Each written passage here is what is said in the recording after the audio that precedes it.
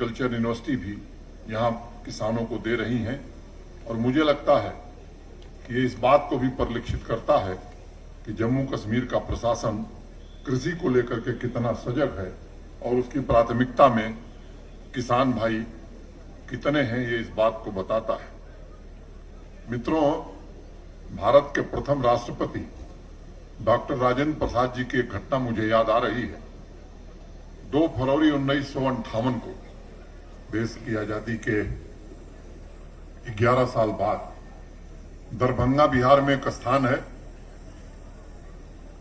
देश के प्रथम राष्ट्रपति दरभंगा गए थे और किसानों से बातचीत कर रहे थे। किसानों ने उनसे कहा कि साहब, हमारे धान की पैदावार बहुत कम हो रही है, लोगों को खाने के लिए भी चावल नहीं मिल रहा, आप कुछ उपाय करिए। उस समय जो राजेंद्र बाबू ने बात कही थी, मैं समझता हूं उस बात का महत्व आज भी है। उन्होंने कहा कि देखो किसान भाइयों, जितनी जमीन हमारे पास है खेती लायक, उसमें 1 इंच जमीन बढ़नी नहीं है, उसमें हम कोई जमीन जोड़ नहीं सकते। तो रास्ता एक ही है और वो रास्ता है उसी में हम अधिक से अधिक कैसे पैदा करें। और उन्होंने उस समय बताया था,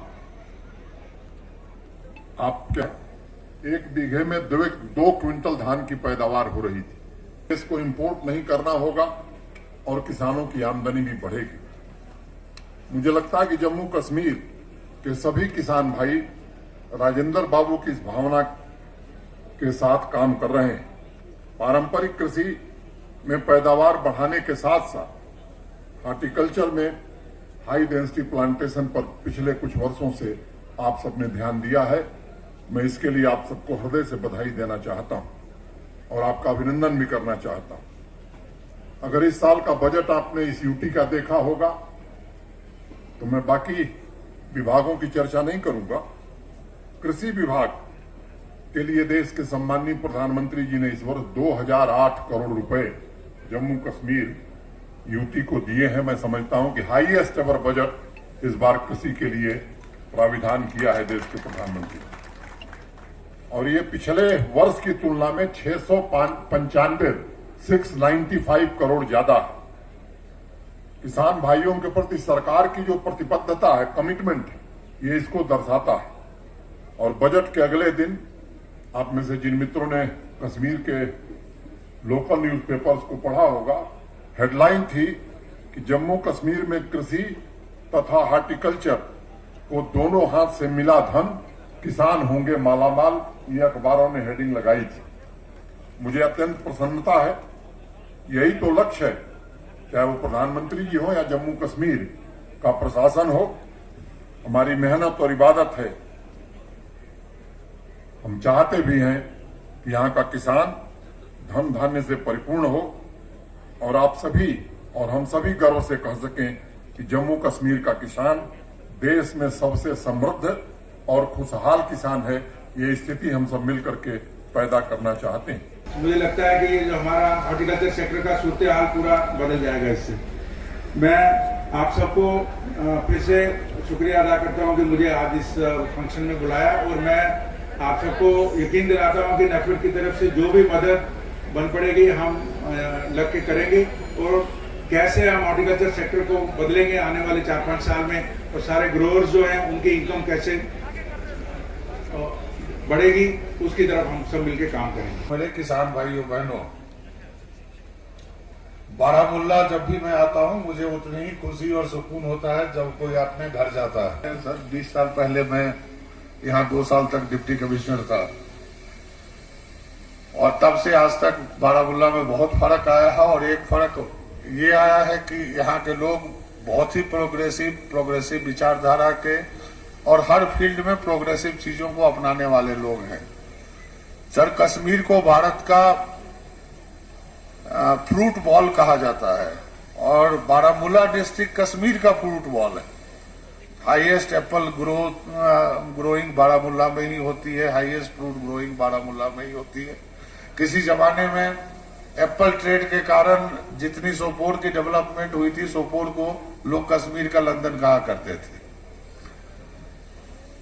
सर, आज बहुत ही सौभाग्य का दिन है पूरे कश्मीर जेएनके के लिए और खास के बारामूला डिस्ट्रिक्ट के लिए कि आपके हाथों से यहाँ पर मेगा हाई डेंसिटी प्लांटेशन का शुरुआत हुई है। जब वजीर आजम साहब ने 4 साल पहले अपने पीएमडीपी में इस चीज का ऐलान किया था, तब से आज तक मुश्किल से 500 हेक्टेयर हो पाई, उसमें से भी 300 हेक्टेयर अकेले इस साल में हुई है। प्रोग्राम आज नहीं मुनक्किद हुआ, कंटिन्यूअस चल रहा है। ये आज एक बड़े स्केल पे हुआ जिसमें एलजी साहब ने पार्टिसिपेट किया, नाफेड के एफडी ने पार्टिसिपेट किया, उच्च अधिकारी आए थे और इसका मकसद ये था कि तमाम स्कीमों की जानकारी लोगों तक पहुंचे और लोग इन स्कीमों का फायदा उठाए। जैसे आपने आंकड़े सुने, एक साल में काफी कृषि और बागवानी, डेयरी, किसी भी सेक्टर में काफी कामयाबी मिली है और लोगों के खुशहाली में इजाफा हुआ है।